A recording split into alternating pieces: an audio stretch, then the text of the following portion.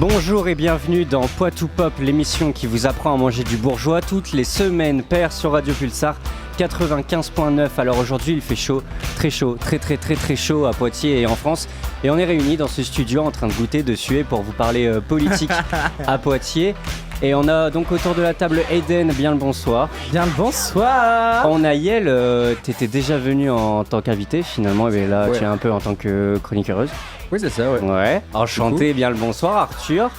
Bonsoir. Bien le bonsoir. Et notre très cher technicien Edoui Plenaire, bien le bonjour. Et est-ce qu'on a notre très cher Yurigan à l'autre bout de l'antenne? Ouais, je suis là de la Normandie en direct. En direct de Normandie. Est-ce qu'en Normandie tu goûtes aussi fort que nous en Poitou? Ouais, il fait bien chaud. Ouais. Ah, je suis de toutes parts. Je en n'en peux Normandie plus. C'est vers où en Normandie que t'es? Secret professionnel. Secret professionnel, Ouais, secret pro, mais dans une grande ville de Normandie. Mais ça va, dans mon part, il fait que 27. Il y a un fleuve. Que 27, la chance. Il y a un fleuve et c'est un grand port maritime. Ouais, voilà, c'est ça. Mais non, mais attends, il y a du suspense parce qu'il y a au moins deux grands ports maritimes. Donc, ouais, faut c'est savoir vrai que faut vraiment. C'est le même. En fait, c'est le même port. C'est l'Aropa Port. C'est le même port que Paris. C'est n'importe quoi. C'est comme si tu dis, c'est le même hôpital. T'as 5 hôpitaux publics dans. 5 hôpitaux publics dans l'hôpital de Poitiers et c'est quand même 5 sites différents. La vraie question que tout le monde se pose, c'est le Mont-Saint-Michel, il est breton ou normand? Pour moi, il est normand. Pour moi, il est breton. Totalement breton. J'ai fait la route tellement de fois en voiture, il est en Normandie. Il est à la région qui veut être déficitaire. Je connais un Normand qui dit qu'il est breton. Bah ouais, pour moi, il est breton. Donc si un Normand dit que c'est breton, c'est que c'est breton. En fait, la Bretagne, c'est breton parce que l'indépendance de la Bretagne, tout ça, c'est hyper important, donc voilà. Après, je connais un breton qui dit qu'il est normand. Donc, oui, non, mais la Bretagne n'a pas besoin du Mont-Saint-Michel. Hein. Moi, je pense qu'à l'oreille, ça serait vraiment l'hégémonie totale, tu vois. Alors, un public autonome, ce sera encore mieux. Bon, ce soir, on a un sujet d'ampleur. On va parler d'Anthony Brottier. Attention, attention, c'est terrifiant. On va essayer de faire un petit bilan finalement de ce qu'il a fait depuis 2 mois. Peut-être que même vous, autour de la table, vous avez remarqué des petits changements ou non. On va surtout regarder les points qu'il a annoncés à la presse très récemment lors de sa conférence de presse. Il y a 2 semaines, il me semble, 2-3 semaines, sur justement les questions des mois de mandat consécutifs et donc le fait qu'il avait fait des modifications par rapport à la gestion de la ville et notamment la gestion de l'éclairage. Et d'ailleurs, j'ai un peu regardé la gestion de l'éclairage, on va bien rigoler, je pense. Mais avant ça, il y a la question de la vague de chaleur qui a actuellement sévi en France. Alors, il y a un collège à Poitiers qui s'appelle le collège du Jardin des Plantes qui a décidé de faire un emploi du temps aménagé parce que les élèves faisaient des malaises tout au long de la journée. Et donc, après plusieurs malaises, le collège il s'est dit, bon, bah écoutez, à partir de maintenant, on va tenter de modifier un peu les emplois du temps. Alors moi, je travaille aussi dans un établissement, c'est un peu ma spécificité. Je suis pas fonctionnaire, mais je suis dans l'éducation nationale. Et donc du coup, bien payé, quoi. Non. Carrément en grève mardi prochain, donc bon. T'as des bonnes vacances. Ouais, ça c'est le seul point positif de la chose. On a demandé, nous justement, à la direction, en mode, est-ce qu'il faudrait pas à un moment changer les emplois du temps de tout le monde, même si théoriquement ça devrait déjà être une instruction par le ministre de l'Éducation nationale. Ce dernier a répondu que ça devait être vraiment exceptionnel, les moments où on changeait les emplois du temps et tout. Mais du coup, pour ma direction, mais en fait une majorité des directions d'établissement, c'est tant qu'il n'y a pas de malaise, en fait, on modifie rien.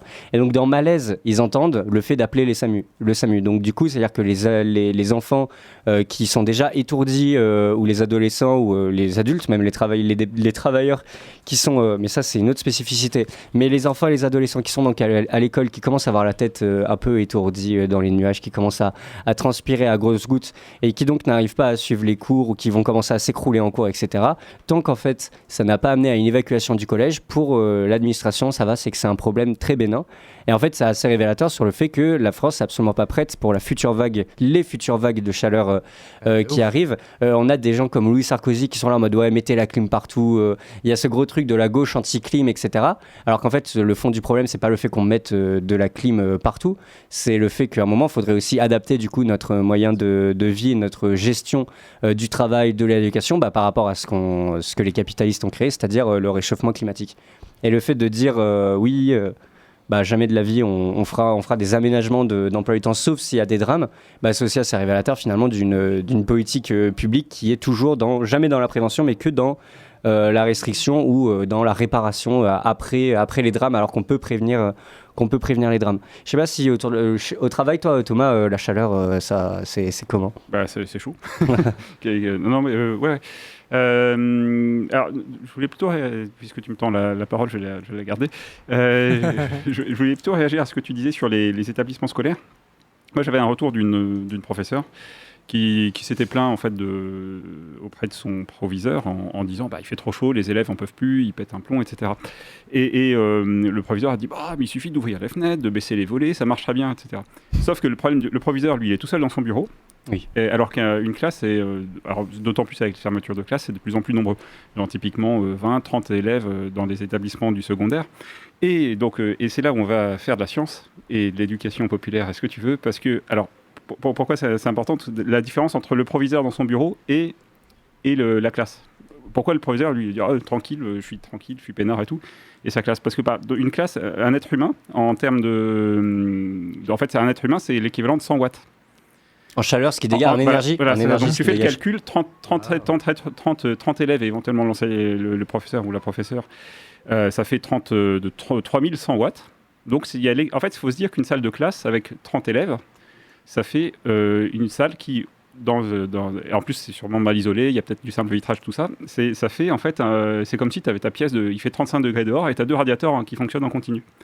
Et donc ça c'est 3000 watts, c'est 2 radiateurs. Donc voilà, ça c'est peut-être une donnée qui est importante à comprendre. Alors après, ça veut dire que derrière, il y a des solutions politiques à apporter. Déjà, peut-être de faire. Alors, il y a les questions des horaires, d'adapter les horaires, mais peut-être aussi, à un moment, au jardin des plantes, tu mets les classes en demi-groupes déjà. Ouais. Ça se trouve, ça pourrait déjà avoir un petit effet. Après, il y a des questions aussi de planifier des isolations de bâtiments, des choses comme ça aussi, évidemment. Mais la clim aussi, t'en parlais. Alors, je sais pas d'où tu sors l'histoire de la gauche anti-clim. En fait, là, en ce moment, la droite est à fond. Non, c'est un gros cliché de la droite qui est à fond en mode la gauche, ça fait que chouiner sur la climatisation. Bon, il y a des militants, je pense, ce qui est logique, en fait. Vouloir mettre de la clim partout, c'est un truc qui crée plus de CO2. Encore plus, etc. Donc en fait, c'est un peu le serpent qui se mord la queue et c'est pas réparateur, c'est juste tu mets un pansement sur un problème à l'instant T, tu vois. Mais sur le long terme, le fait de mettre de la clim, ça va pas forcément, ça va bien te faire vivre sur le moment, mais sur du long terme, ça peut encore plus compliquer les choses. Là où justement le truc de la planification, de gérer l'isolation, de gérer la manière dont les gens échangent entre eux, restent ensemble ou non, surtout l'aération des salles par exemple, puisqu'on parle du collège. Du coup, au Jardin des Plantes, ils ont mis un nouvel emploi du temps pour les élèves, c'est 9h, 12h30. Et donc 12h30, les élèves rentrent chez eux, tout le monde doit partir. Yuri Grant, tu voulais parler justement. Ouais, c'était pour rebondir sur cette histoire de CO2 pour les climatisations. Alors oui, ça fait un peu de CO2 à la fabrication des clims, mais à l'utilisation des clims, vu que c'est électrique, en fait... mais t'as un tuyau qui te dégage... non, vu que c'est du refroidissement, et donc du coup, t'as un tuyau qui te dégage de... c'est pour ça que quand t'as une climatisation... Ça extrait l'air chaud de la pièce. Ça fait juste tourner la centrale de Civaux un peu plus. Alors par contre, quand on est en période de canicule, la Vienne, elle baisse. On sait bien que la centrale de Civaux, c'était un caprice en fait du sénateur de l'époque pour avoir un énorme réacteur, le plus gros construit à l'époque. Civaux, c'est la même génération que Golfech, donc c'est les nouvelles centrales construites dans les années 2000. C'est les dernières versions de centrales nucléaires avant le PR3 de Flamanville. Et donc en fait, on a un super gros réacteur sur un tout petit fleuve. Et donc quand on est en période où la Vienne a un faible débit, en fait la centrale peut pas tourner à plein régime.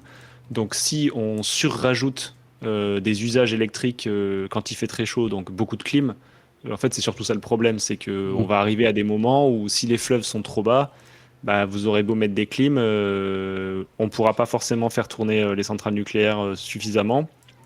Et donc là, oui, peut-être à la fin, ça fera du CO2 si on doit rallumer des vieilles centrales. Les centrales à charbon qui nous restent là. Surtout dans les clims, en secours, voilà quoi. C'est pas seulement électrique, il y a des gaz à effet de serre dedans pour refroidir l'air. Ouais, il y a des fluides caloporteurs, mais globalement, ça c'est assez. Tu les recharges pas tous les matins non plus, ces trucs-là, quoi. Donc non, c'est plutôt ISO de ce point de vue-là. Mais par contre, c'est clair que ça surrajoute en énergie et il vaut mieux effectivement. Je pense que les solutions telles que tu as décrit, Gabin, à savoir faire des horaires aménagés, par exemple, de la classe en décalé, plutôt le matin et finir à midi.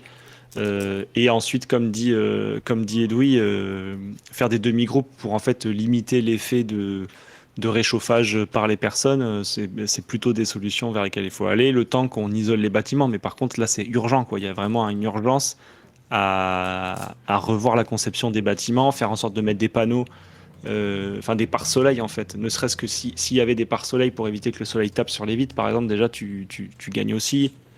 Il y a plein de choses de conception à revoir, mais là, on est en retard. Et en fait, c'est le gouvernement, quand on voit que le Cornu, il annonce un conseil spécial canicule le jeudi, alors que le jeudi, c'est 2 jours avant la fin de l'épisode de canicule. C'est lunaire, quoi.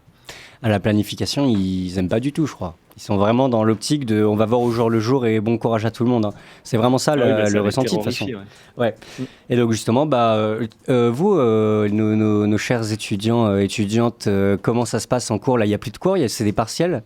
C'est terminé, là. C'est terminé, la chance. Imagine, vous auriez dû passer vos partiels sous cette canicule, là. Vous auriez rendu vos feuilles. Il y a encore des épreuves. Il y a encore des épreuves. Là, moi, je suis allé au travail tout à l'heure. J'ai passé brevet et bac sous canicule. Hein. Oui, moi aussi. Donc, franchement, on n'a pas besoin d'aller chercher que cette année pour se rendre compte de la gravité des choses. C'est-à-dire que le réchauffement climatique, il s'est bien implanté depuis, je dirais maintenant, une dizaine d'années. Hein. Donc, c'est ouf. Moi, je crois que j'ai toujours vécu des canicules depuis que je suis là, presque. Enfin, non, peut-être que ça a vraiment augmenté à partir de quoi, fin primaire. En fait, le problème, c'est il y a toujours eu des grosses vagues de chaleur insupportables. Oui, après, le souci, je pense, des vagues de chaleur, c'est pas le fait que je pense que tu as toujours eu des vagues de chaleur dans l'histoire, c'est la répétition et la durée qui est de plus en plus longue et de plus en plus courte entre les moments de canicule. Oui, ça fait 20 ans que ça devient vraiment un problème tous les ans. On a des épisodes caniculaires qu'on n'avait pas il y a 30 ans, par exemple. Moi, quand j'étais petit, j'ai connu des étés où on n'avait pas forcément de canicule tous les étés, quoi. Et à partir du début des années 2000, et notamment la mémorable canicule de 2003, c'est à partir de là que ça a été la catastrophe. D'ailleurs, canicule de 2003 qui a donné lieu à une journée de solidarité. Donc, je fais un peu d'auto-promo pour une vidéo qu'on a tournée avec Edoui sur notre chaîne YouTube. Avec une qualité de son aléatoire aussi, d'ailleurs. Ah ouais, ça, j'ai pas réécouté. Ça, mais allez voir. Ça. Donc ça fait bien une vingtaine d'années maintenant que quasiment tous les ans on a des épisodes caniculaires à des fréquences assez élevées, quoi, et hyper inquiétantes, c'est clair. Après, c'est peut-être car j'ai pas mal d'inculture, mais je ne connaissais pas cette histoire avant de regarder votre vidéo. Est-ce qu'il y a quelle vidéo vous parlez? De celle qui est sortie lundi. Ah oui. Il y a 2 secondes. Est-ce qu'il y aurait... Non mais oui, parce que les gens ne sont pas forcément tous abonnés à Ventre Presse. Peut-être définir un peu la vidéo, de quoi vous parlez dedans. Je l'ai dit, Gavin, donc attends, je vais refaire parce que tu as eu un micro. Vas-y, refais-la moi. Donc en 2003, il y a eu une canicule énorme. Il y a plein de gens âgés qui sont morts. Donc on explique tout ça avec Edoui dans la vidéo. Et il y a eu lieu, ça a donné lieu à une journée de solidarité qui a fait que pendant quelques années, le lundi de Pentecôte était travaillé gratuitement par les gens. Et puis après, ça s'est transformé en une espèce de truc que les entreprises pouvaient mettre un peu comme ça, comme on veut dans le truc. Donc la vidéo parle de ça. Et donc vas-y Arthur, tu voulais rebondir là-dessus? Ah non, mais justement, oui, je voulais que tu l'expliques parce que personnellement, je n'étais pas au courant. Je pense que c'est quelque chose qui est pas très su, ou alors vraiment je suis débile, mais c'est juste que t'as grandi avec, en fait. Pour toi, c'est ce truc-là. En fait, vous avez connu le lundi de Pentecôte comme étant plus vraiment un jour férié, ou alors ce jour de solidarité a toujours existé pour vous, alors que nous, on a connu un avant-après, quoi. Alors moi, pas en tant que travailleur, mais Edoui, peut-être toi, t'as déjà travaillé sans jour de solidarité? Non, quand même pas. Oui, une année, ouais. Et j'étais stagiaire. En plus, j'étais stagiaire. Normalement, j'aurais pas eu dû à l'époque, parce que je crois que même si c'est mis en place et que c'était en fait, en gros, pour dire les choses autrement, cette journée de solidarité, c'est une brèche ouverte pour permettre de faire bosser gratuitement les salariés une journée, qu'elle soit continue ou qu'elle soit dispatchée tout au long de l'année. Et normalement, même les stagiaires c'est interdit pour les stagiaires de faire travailler le lundi de Pentecôte, mais il se trouve que la seule année où j'ai travaillé en tant que lundi de Pentecôte, c'était à une époque où j'étais stagiaire, du coup. Mais travailler lundi de Pentecôte, horrible. Hein. T'étais là et ton patron, il te disait dans les yeux, non mais tu travailles, mais tu gagneras rien du tout. Oui, c'est ça. Et t'es là, t'es en mode super. Et il y a que les. Alors vous verrez la vidéo, elle explique tout dans les détails. Il y a que les employeurs il y a que les employés, pardon, les salariés qui payent cette journée. Et en fait, les employeurs ne le payent pas. Et tous les salariés le payent, et y compris, et c'est là l'argument qui résume tout, y compris si tu as un CDD de 1 mois entre juillet et août, par exemple un boulot d'été, tu payes ton lundi de Pentecôte. Donc en fait, que dans la mesure où tu le payes, il n'y a aucune raison qu'on te fasse bosser le lundi de Pentecôte. Donc quand je dis juillet-août, c'est parce que ça ne recouvre pas le lundi de Pentecôte. Mais je pense aussi ce qu'il faut faire attention pour reprendre sur la température, c'est il y a une différence entre climat et météo. Enfin, on ne peut pas faire une généralisation sur la météo d'aujourd'hui. Parce qu'il y a plein de climato-sceptiques qui font ça quand il fait bon ou il fait froid. Quoi. Regardez, il fait froid. Il est où le réchauffement climatique? Ouais, carrément. Ouais. Regardez, les cartes sont rouges. Et on a justement au téléphone une auditrice qui nous a appelé par rapport au sujet de ce soir, sur notamment le pic de chaleur. Bien le bonsoir. Oui, bonsoir. C'est Salomé Faché qui a écrit une 2 fois dans les différents médias. La technique, décidément. En fait, votre sujet, là, il me fait penser justement à un petit énervement que j'ai eu ce matin en lisant un article qui est paru sur le site du ministère de la Santé qui rappelle tout un tas de préconisations, qui redéfinit tout ce qu'on appelle vague de chaleur, pic de chaleur, canicule. Donc ça, c'est intéressant, ça permet de remettre les choses au clair, qui explique à quel niveau on déclenche des alertes, etc. Et ensuite, c'est les classiques recommandations pour les gens. Mais on parle bien des particuliers. Et du coup, je rebondis avec dont vous parliez tout à l'heure sur l'aménagement des horaires de cours. C'est que pour moi, il faudrait même aller plus loin que de prendre des décisions au sein d'un établissement scolaire ou sur l'ensemble des établissements scolaires. Parce que finalement, les gamins ne sont pas tous autonomes pour aller en cours. Ils vont dépendre, ou alors ils y vont mais en transport en commun, ou alors ils dépendent de leurs parents, en général.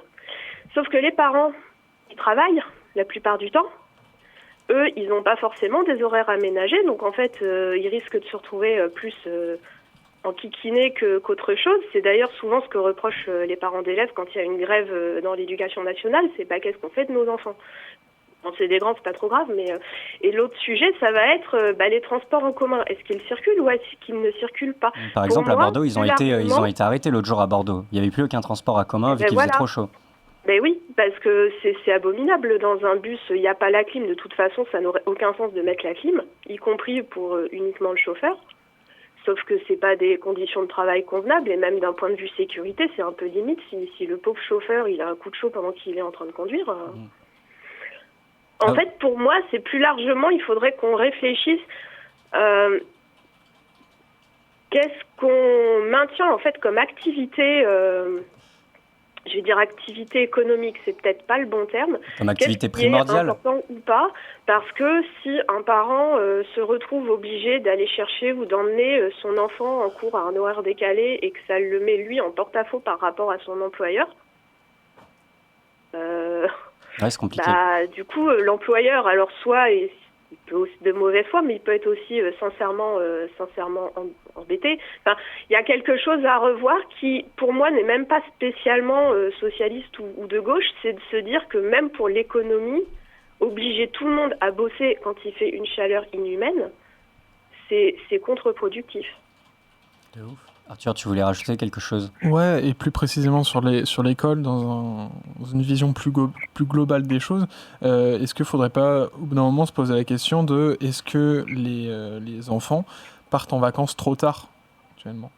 Ah, il y a ce truc-là, parce que pour le gouvernement, ils partent trop tôt en vacances. Ils veulent rajouter des semaines de cours, donc parce que je crois, j'étais parti dans le cadre d'un voyage pour rencontrer nos correspondants en Italie et j'étais choqué d'apprendre qu'ils partaient mais en vacances genre vachement tôt par rapport à nous, mais en même temps c'est normal vu leur épisode de chaleur qu'ils ont, même je crois qu'ils travaillent presque pas l'après-midi, donc il y a peut-être déjà que c'est prouvé scientifiquement qu'en France on fait trop bosser les enfants à l'école, on leur donne énormément de travail, plus que le raisonnable.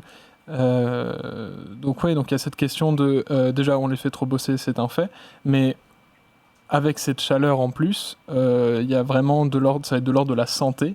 de se poser la question de est-ce qu'on continue à les faire bosser l'été en fait. Et Laurine, par rapport à la question économique sur travailler contre-productif, moi je pense que les patrons, en vrai, ils en ont rien à faire que ça soit moins productif. Parce qu'étant donné qu'il y a, énormément de chômage, on n'a jamais atteint un pic de chômage comme ça en France, qu'il y a énormément de contrats, c'est en CDD, et d'ailleurs les contrats les plus précaires, où les gens vont le plus souffrir du chauffage, souvent c'est des contrats d'intermittence ou des contrats de CDD, etc. Bah, je pense qu'en vrai, ils s'en fichent de dire bah non, bah, tu viens pas, si tu viens pas et que t'es pas content, bon, bien, je trouverai quelqu'un d'autre. Je veux dire, dans les vignes, par exemple, quand je faisais les relevages, il y avait des moments où j'étais avec des patrons. Dans les vignes, quand il fait 30 degrés, t'as l'impression qu'il en fait 55 en plein milieu du rang. Le soleil, il reflète, etc. Et t'es là, tu sors, t'as ta peau qui crame et tout, et t'as le patron qui est en mode bah, c'est pas grave, écoute, tu bois plus d'eau, tu mets une bonne casquette, de la crème solaire et t'avances dans ton rang. MDR. Et ils en ont rien à faire de. Même d'un point de vue. On est d'accord que c'est du grand n'importe quoi.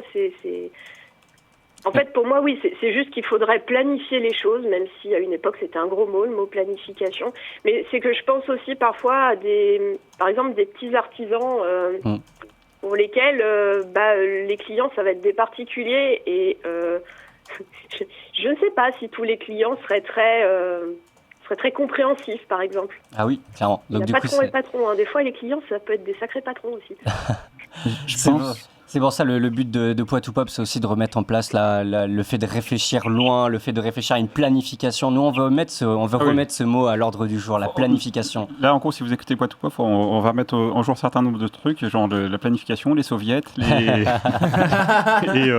Macno, tout, on remet tout à jour. L'économie vérifiée, les gosses plans, les soft causes. Mais il faut aussi faire gaffe parce que faut pas tomber dans un adultisme où on choisit à la place des enfants et on les voit comme des sous-humains alors qu'on peut aussi leur demander qu'est-ce qu'ils ont besoin en fait. Ah oui, mais justement en fait quand tu leur demandes de quoi, par exemple moi tu vois ce midi ils s'amusaient entre eux à se balancer de l'eau, tu vas pas leur dire arrêtez l'eau ça se gâche et tout, bah en fait ils sont en train de cramer et souvent tu leur dis mais là en fait qu'est-ce qui se passe, vous avez besoin de quoi, etc.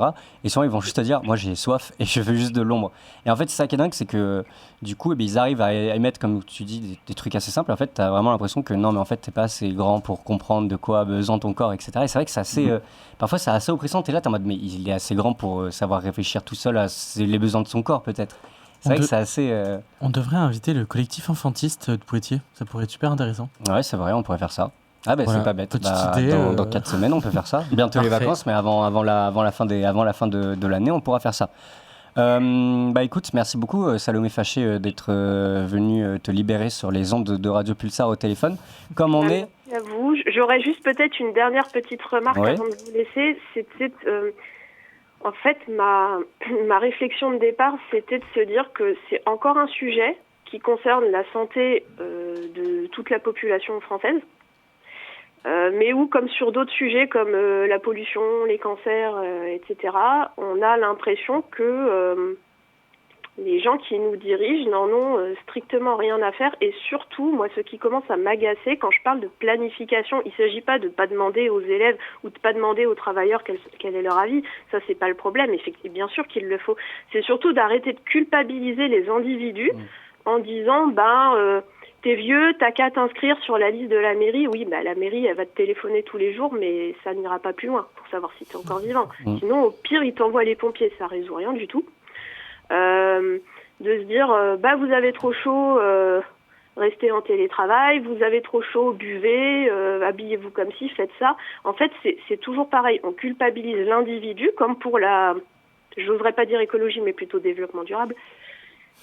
Alors qu'en fait, c'est à l'échelle nationale, voire mondiale, qu'il faudrait changer non seulement de système économique, mais aussi de mentalité. Quand on se moque des gens du pourtour méditerranéen qui, soi-disant, sont feignants et font la sieste, mais parce qu'en fait, c'est pas humain de bouger à 14 heures. Ah oui, quand tu fais 150 degrés, tu fais dodo et c'est cool. Mais c'est ça, quoi. C'est agréable, un petit droit à la paresse, quoi. Vive la paresse, vive la paresse. Non, mais décaler les horaires. Non, mais oui. Mais même, souvent, il y a le truc les personnes obèses, restez chez vous. À tout moment, vous pouvez faire un arrêt cardiaque dans la rue. Ok, très bien. Écoute, merci beaucoup de me faire croire que je vais mourir à tout moment. Et de faire genre, ma présence dans la rue peut inquiéter les gens autour de moi, vu que je vais commencer à mourir au milieu d'eux, alors que, pas du tout. Genre, certes, il y a plus de difficultés, mais tu peux quand même vivre, quoi. Merci beaucoup d'avoir participé. Étant donné qu'on parlait d'enfants, je me suis dit qu'il fallait qu'on ait un son d'actualité. Et vu qu'à Pulsar, on adore les sons. Merci, bonne soirée à toi, à bientôt. Étant donné qu'on adore avoir des sons d'actualité, Ben PLG a sorti un son hier soir, un rappeur excellent, un rappeur incroyable. Et donc du coup, il a sorti un son qui s'appelle Toujours un gamin, qui raconte justement le fait que il y a toujours un enfant qui est pauvre dans une classe. Ou genre, vous allez voir, il donne plein de situations. Chacun va pouvoir s'y reconnaître, je pense, dans un des moments. Régie, t'as réussi à avoir le son ? Eh ben écoute, on va pouvoir y aller. Belle PNG, toujours un gamin. Vous êtes sur Poitou Pop dans Radio Pulsar 95.9. Il est 19h27 et on revient dans 4 minutes.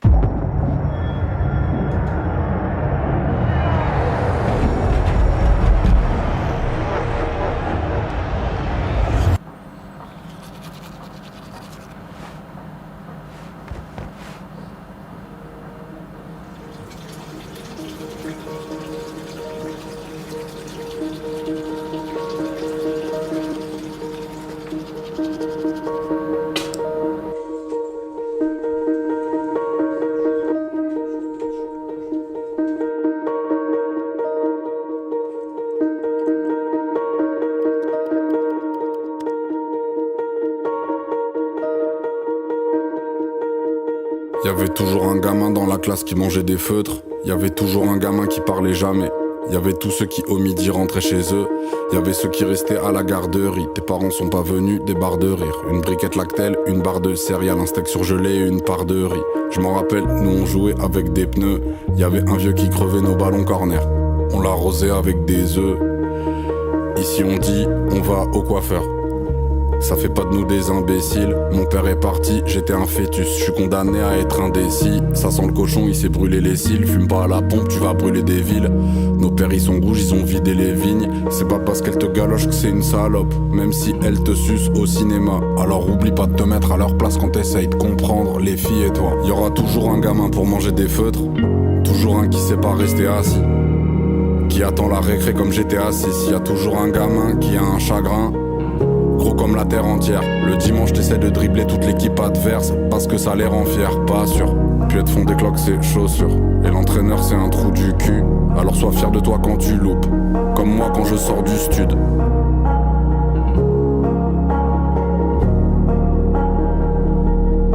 Y'aura toujours un gamin moins bien habillé que les autres. Avec les cheveux gras et des pellicules.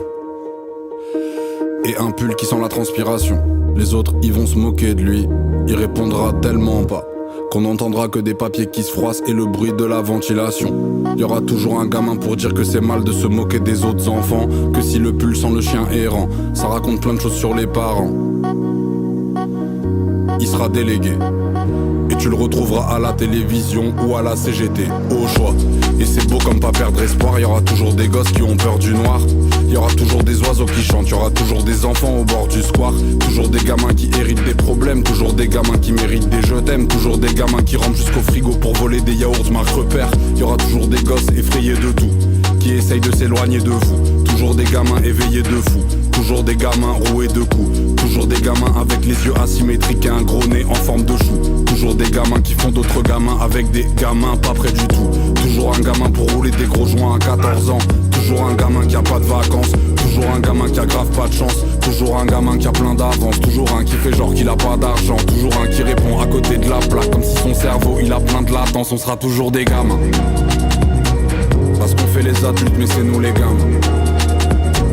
Parce qu'on fait les malins mais c'est nous les gamins. Y'aura de la vie tant qu'il y a des gamins. Y'aura de l'espoir tant qu'il y a des gamins.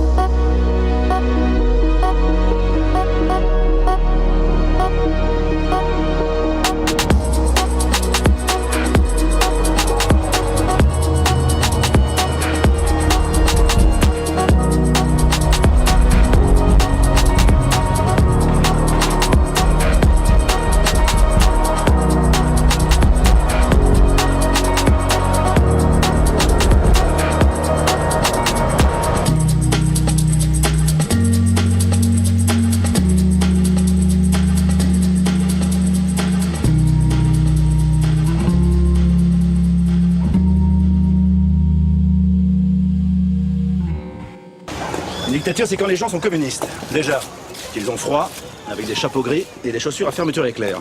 C'est ça, une dictature, Dolores. D'accord. Et comment vous appelez un pays qui a comme président un militaire avec les pleins pouvoirs, une police secrète, une seule chaîne de télévision et dont toute l'information est contrôlée par l'État? J'appelle ça la France, mademoiselle. Et pas n'importe laquelle. La France du général de Gaulle. Elle la connaît par cœur. Et la France du général de Gaulle, et maintenant on peut appeler le Poitiers de Brottier, en tout cas. Brottier qui est notre nouveau maire depuis maintenant 2 mois, c'est presque jour pour jour, qui avait eu le second tour là il y a 2 mois, non? Déjà, le temps passe si vite. C'est déjà trop long. Et déjà, ça passe extrêmement long. Alors, il faut savoir que, d'ailleurs, puisqu'on parlait de Ventre Presse tout à l'heure, il y a Léonore Monconduit, donc ancienne maire de Poitiers, qui a fait une longue note de blog sur pourquoi est-ce qu'elle avait perdu, d'après elle, son analyse un peu politique. Edouard Plenner et Yuriga ont fait une vidéo sur la chaîne YouTube Ventre Presse, qui est déjà disponible, et donc du coup qui revient sur cette note de blog, et on pourra approfondir le sujet avec elle, car on l'a invitée pour qu'elle vienne dans l'émission dans 2 semaines. Et pourquoi pas prochainement Anthony Brottier, comme ça on pourra aussi voir les choses avec lui. En tout cas, pour le moment, on va parler d'Anthony Brottier. Donc il a été élu, et directement il a fait donc le 5 mai, donc c'était il y a 3 semaines. J'ai une mauvaise temporalité dans mon calendrier. Il a fait une grande conférence de presse où il a parlé des mesures qu'il allait mettre en place. Il disait voilà, moi je suis un candidat de proximité, j'agis concrètement. Et donc il a présenté sa feuille de route avec quelques propositions phares, en fait 5 propositions phares qui partent du principe d'avoir des élus de quartier, d'avoir un éclairage public, d'avoir une ville plus propre. Et je crois que c'est la sécurité à la fin, mais je sais plus comment est-ce qu'il a voulu le mettre en place, en mode on va remettre ah oui voilà, c'est là, en fait c'est le lien avec la caméra, donc il y avait 4 mesures phares. Et moi je voulais surtout vous parler de l'éclairage public, parce que je sais pas en fait si vous êtes allé voir la carte, parce que comme ça on nous dit oui on va rallumer certaines rues, donc c'est vrai que pris comme ça t'es en mode bon, dans tous les cas ça sert à quoi de rallumer certaines rues, pourquoi pas, vas-y, why not. Mais en fait ce qui est intéressant c'est de regarder la carte des rues qui ont été rallumées. Et c'est là où c'est important, parce que les couronneries, le quartier des couronneries, il est entièrement allumé. Le quartier des Trois Cités, il est à moitié entièrement allumé. Et après, il y a juste le plateau du centre-ville et les grands axes routiers. Donc, c'est-à-dire qu'en fait, grosso modo, Poitiers reste en majorité dans le nord malgré tout. Les seuls lieux qui ont été rallumés en force, c'est justement les quartiers pop de Poitiers, quoi. C'est vraiment ce que Brottier appellerait les quartiers d'insécurité. Exactement. Finalement. Et donc on en revient sur la question de l'éclairage, parce qu'en fait la question politique de l'éclairage et de la sécurité, etc., c'est aussi faire valoir le droit de qui a le droit à la sécurité ou non. Enfin la tendance qui dit que voilà, la nuit il y a la sécurité. Je me rappelle d'ailleurs, j'avais fait une vidéo quand on était allé au débat sur Méridio, j'avais dit que pour la droite il faudrait même mettre la nuit en prison, tellement elle était inquiétante. Donc il y a vraiment cette question-là de voilà, à qui est-ce qu'on donne la sécurité, mais surtout à qui est-ce qu'on n'a pas assez confiance pour les laisser dans le noir. Et donc du coup, là, la réponse elle est toute donnée. Les couronneries, on constate que Poitiers n'a pas confiance en les habitants des couronneries le soir. Donc du coup, elle les met dans le noir. Et les Trois Cités, la même chose, elle les met dans le noir. Et moi, j'ai trouvé ça assez révélateur finalement d'une gestion, d'une vision de la sécurité et de l'ensemble de comment est-ce que tu conçois. C'est pas dans le noir, c'est éclairé. Éclairé, oui, pardon. Ils ont décidé de les laisser dans la lumière. Ouais, un coup de lumière mortelle. Mais du coup, voilà, c'est assez révélateur sur la manière dont tu veux gérer ta ville. Ouais, si vous avez envie de regarder quels axes et quelles zones ont été allumés en continu, vous pouvez vous rendre sur le site de la ville de Poitiers. Vous tapez Poitiers, début de mandat, tourné vers des actions concrètes, c'est le nom de la page web. Et là, vous avez du coup tout ce qui retrace le début, enfin les grands axes programmatiques de ce début de mandat, et notamment une carte de la ville de Poitiers qui montre effectivement que tout le quartier des couronneries sera allumé H24. Ah, mais il est déjà allumé là, ça a été mis en place à partir du 15 mai. Il est déjà, oui. Il n'y a pas cette histoire depuis le 15 mai. Aussi de bus gratuits, mais seulement le mercredi après-midi. Voilà, donc il y a aussi, c'était la continuation, c'est parfait, tu me permets de me faire une superbe accroche. Il y a justement aussi la question des bus gratuits, donc on a vu dans un premier temps, on va vraiment faire ça en synthèse, antithèse. Donc on a vu dans un premier temps l'éclairage public le soir. Voilà, Anthony Brottier veut allumer certains endroits. Maintenant, il veut mettre en place certains bus gratuits. Et là encore, en fait, c'est uniquement pour alimenter certains pôles d'activité, c'est-à-dire qu'en fait, il va concevoir le fait que maintenant, le mercredi après-midi, c'est-à-dire le moment où les familles sont les plus disponibles, parce qu'il y a pas mal de familles qui se débrouillent pour pas travailler le mercredi après-midi pour être avec leurs enfants et tout, et en fait, ça va permettre à ces familles-là de venir consommer dans les centres-villes et dans les quartiers périurbains. Et c'est d'ailleurs ce qu'avait dit Anthony Brotier lors de sa campagne. Il souhaitait remettre en place le commerce. C'est d'ailleurs une sorte de lobbying de Poitiers Le Centre qui souhaitait vraiment que de l'association Poitiers Le Centre, qui a apporté son soutien à Anthony Brotier, qui souhaitait justement que les bus deviennent gratuits au moins une autre après-midi dans la semaine, et notamment le mercredi, pour faire en sorte que les gens viennent consommer. Donc même là, c'est même pas dans un désir altruiste de les gens peut-être ils n'ont pas d'argent, etc. C'est vraiment dans un désir de venez vous consommer. Il y a la lumière dans le centre, vous êtes sûr que tout ira bien. Venez consommer, et nous le mercredi après-midi on vous met les bus gratuits, donc vous avez encore plus de chances de venir. C'est vraiment genre tu demandes à la population de Poitiers, les gens sont ok pour qu'il y ait des bus gratuits toute la semaine. Lui dit le mercredi après-midi, Grand Prince, c'est vraiment Grand Prince, merci à toi. Une après-midi, putain, une après-midi exactement. Et surtout que le dimanche il y a toujours pas de bus, etc. De ça après c'est normal. Est-ce qu'on a vraiment besoin de se balader le dimanche? C'est aussi la question des emplois du temps de bus. Et voilà, il faudrait mettre en place vraiment des bus gratuits tout au long de la semaine. Et c'est d'ailleurs une question sur laquelle la gauche de Poitiers, j'ai l'impression, elle a un peu perdu de cette idée-là. Je veux dire, il y a quelques années, il y avait des collectifs de bus gratuits qui étaient faits. Là, dans le programme de Poitiers en commun, plutôt que de demander des bus gratuits, ça a demandé à attendre potentiellement après des études de marché, etc., sur un bus gratuit. Donc il y a vraiment un problème aujourd'hui de débat et d'idées par rapport au bus gratuit à Poitiers. Et avec ça, donc, il a souhaité mettre en place la notion de agir pour une ville plus propre partout.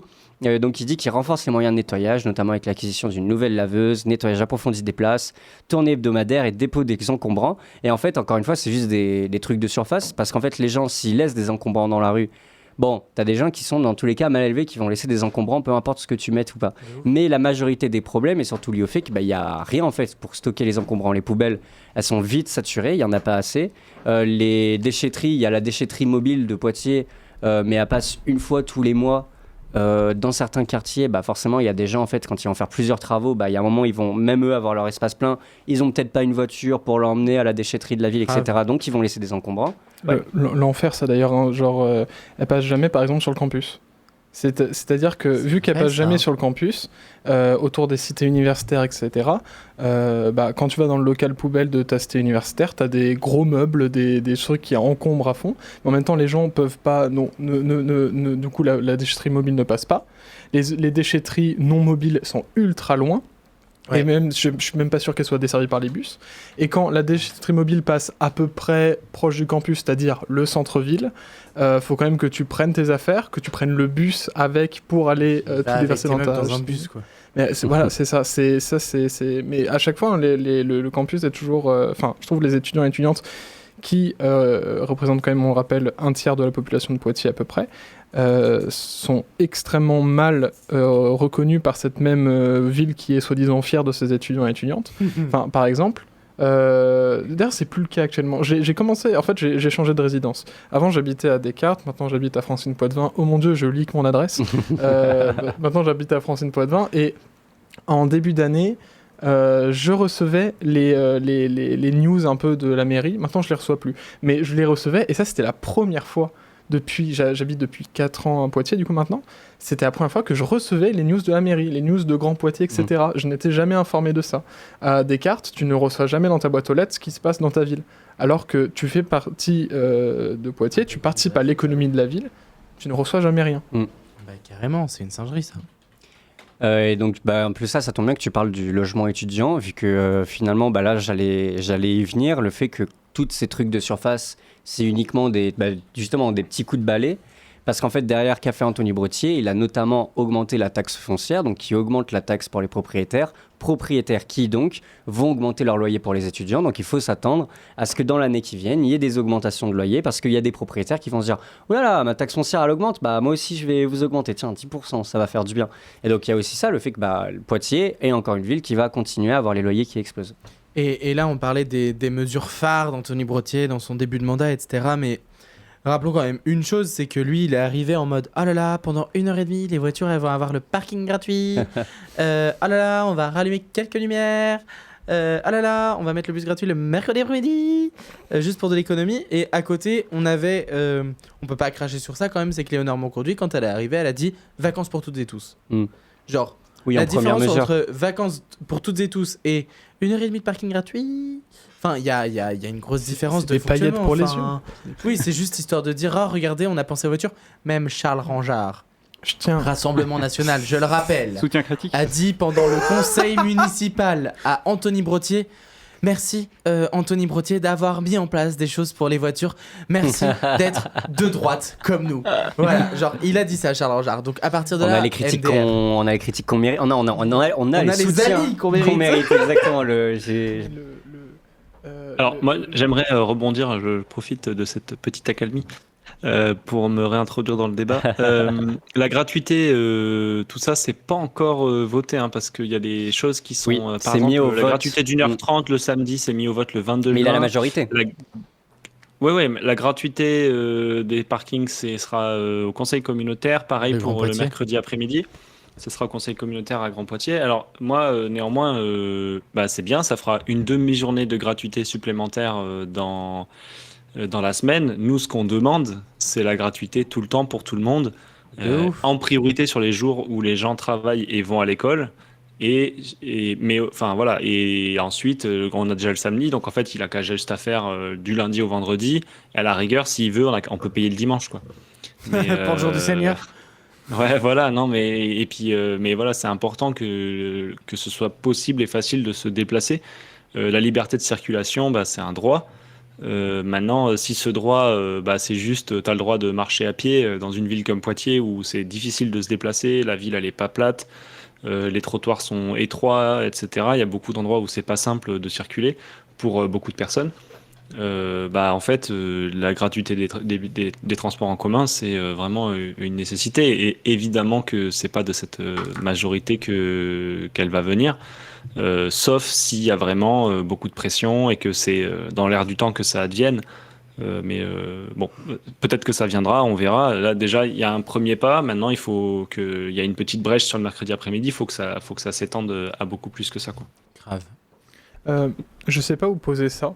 Vas-y, donne-le nous, on en fera quelque chose. Je le mets là comme ça.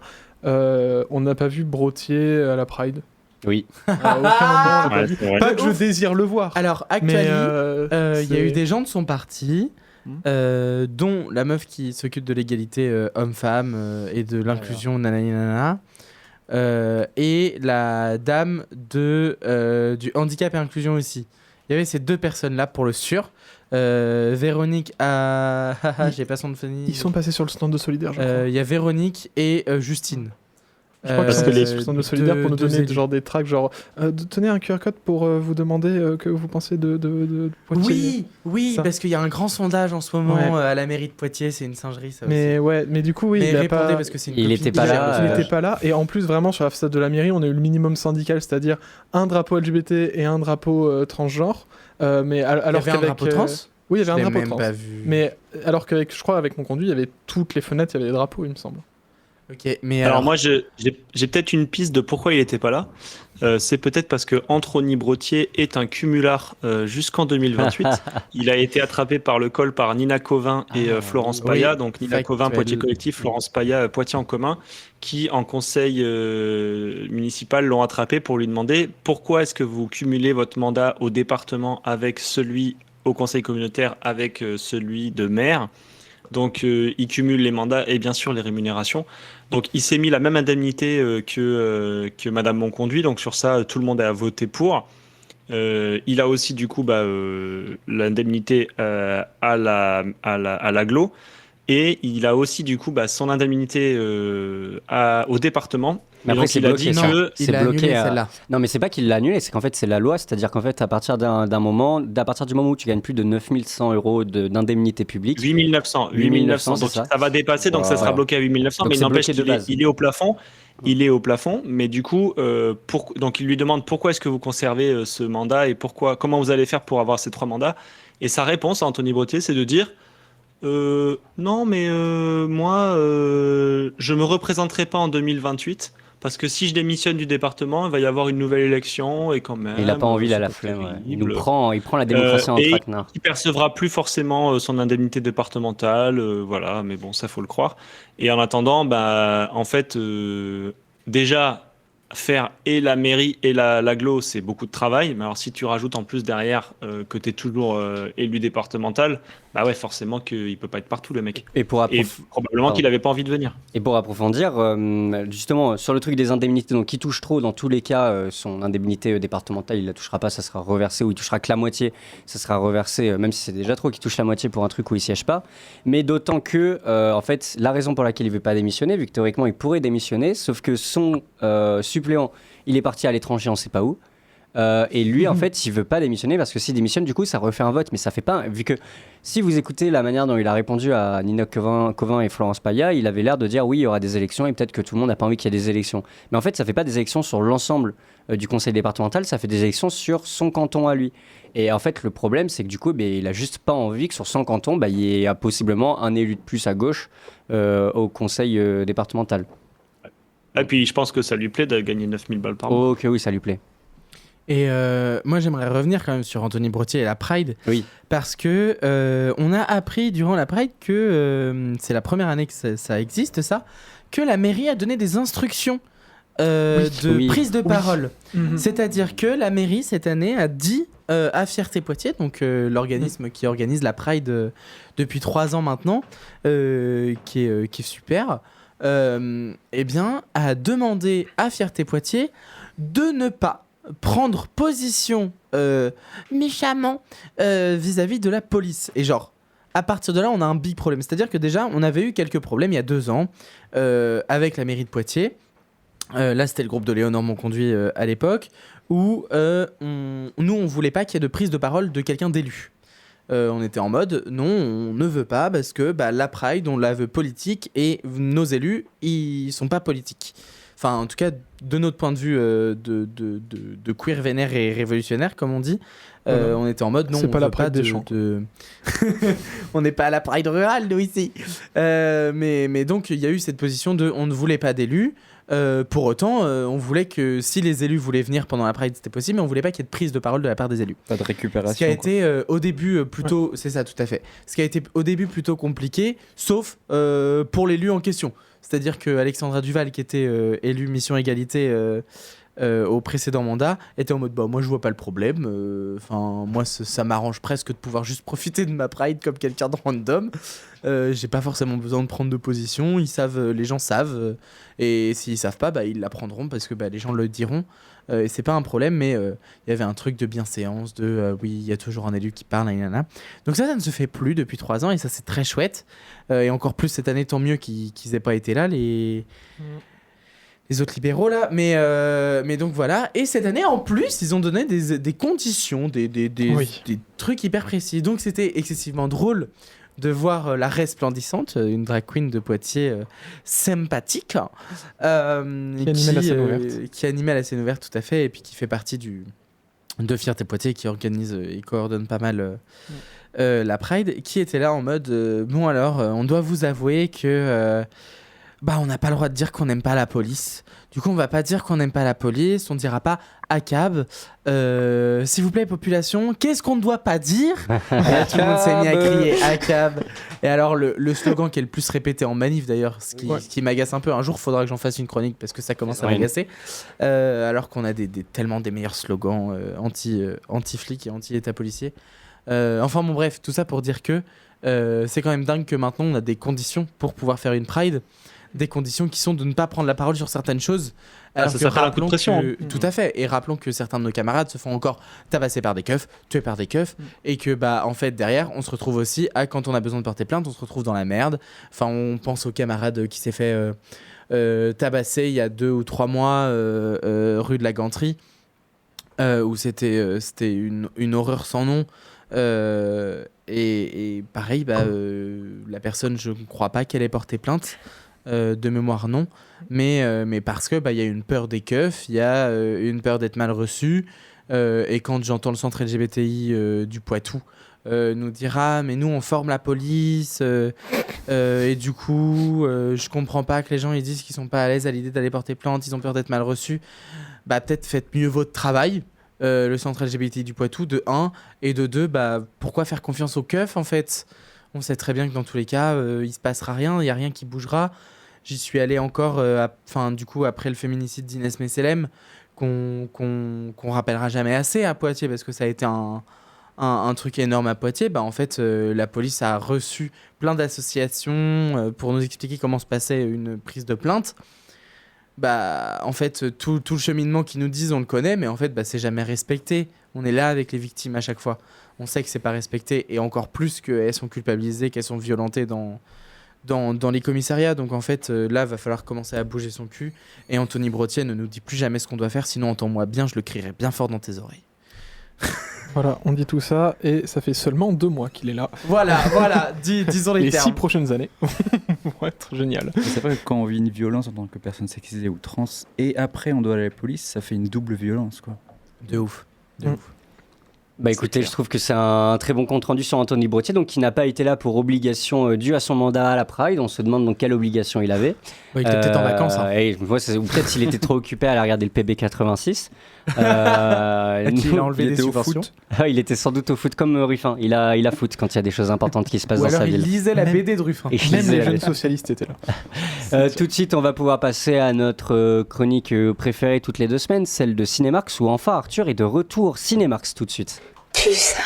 Je vous parle solidarité avec les étudiants et les ouvriers, et vous me parlez travelling et gros plans. Les étoiles en plus. Et ce jingle est très d'actualité aujourd'hui.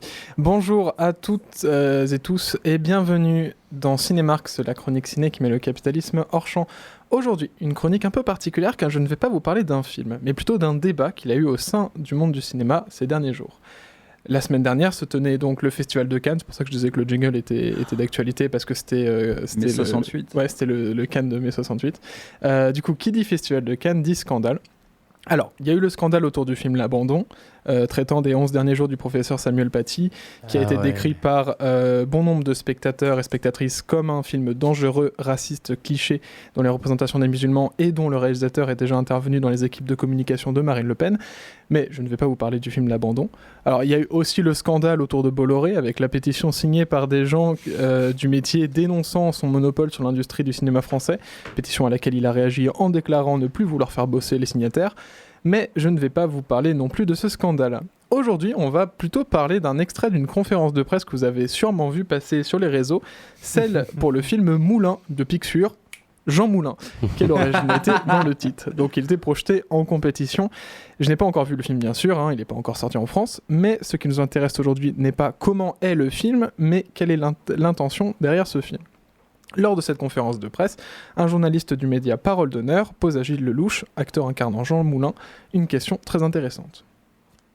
L'année prochaine se dérouleront les élections présidentielles en France. Le Rassemblement national, fondé par certains des collaborateurs de Klaus Barbie, traîtres à leur nation, ont une chance d'arriver au pouvoir. Pensez-vous qu'il est aujourd'hui primordial, pour ne pas trahir la mémoire de Jean Moulin, de combattre résolument le Rassemblement national ?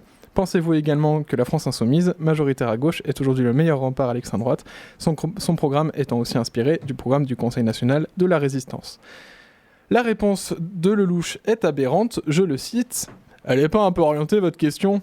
J'ai pas de réponse à ça, monsieur. » Dans cette prise de parole, on le voit dans son intonation qu'il croit avoir d'aide ça. Ce qui nous frappe d'abord, c'est la lâcheté de Gilles Lelouch, Gilles le lâche pour les intimes, à croire que Gilles ne sait pas quelle est l'histoire du personnage qu'il interprète. Il ne connaît que la figure, celle du roman national, la figure d'un homme qui s'est battu pour libérer son pays, mais dont on oublie contre qui, une figure qui sert maintenant que de nom à donner à des places, des écoles, des rues, des gymnases. Laszlo Nemes, le réalisateur, nous donne quant à lui une réponse très lunaire. Je vous l'ai retranscrite mot pour mot et j'essaie de vous interpréter Laszlo Nemes. Oh, je veux de l'émotion. Ah ouais. Je sens qu'on n'est vraiment pas là pour commenter la politique française. On a fait ce qu'on a pu pour rendre hommage à Jean Moulin, qui est pour moi une figure dont on n'a pas vraiment mesuré la portée dernièrement. Parce qu'on oublie un peu, on oublie la dimension de ce qu'une figure, au-delà de la figure historique. la personne a accompli. Pour moi, ce qui m'apporte, c'est d'emmener le spectateur dans une réalité avec quelqu'un qui est beaucoup plus seul qu'on se pense, et en étant seul avec sa responsabilité d'être humain. Pour moi, c'est toujours l'individu et la liberté qui sont les choses les plus importantes. J'ai grandi dans un pays où on n'avait pas la liberté, notamment dans les années 80. Je suis arrivé en France en 89.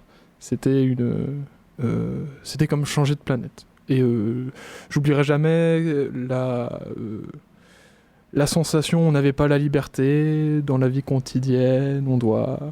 On est en ligne en classe, dans le gymnase, on chante des chants soviétiques. Putain, il allait tellement loin. L'équivalent, vous voyez. C'est long, hein. Donc du coup, pour moi, la liberté individuelle, c'est ce qu'il y a de plus important, et je crois que c'est le message, si vous voulez, de Jean Moulin. Et c'est pour ça qu'il est mort. Voilà. Waouh. Oh my god. Ouais. Oui, c'est noyé là. Vous avez compris un truc, vous? Non. C'est lunaire. Alors, plus fou et ambigu comme réponse, tu meurs.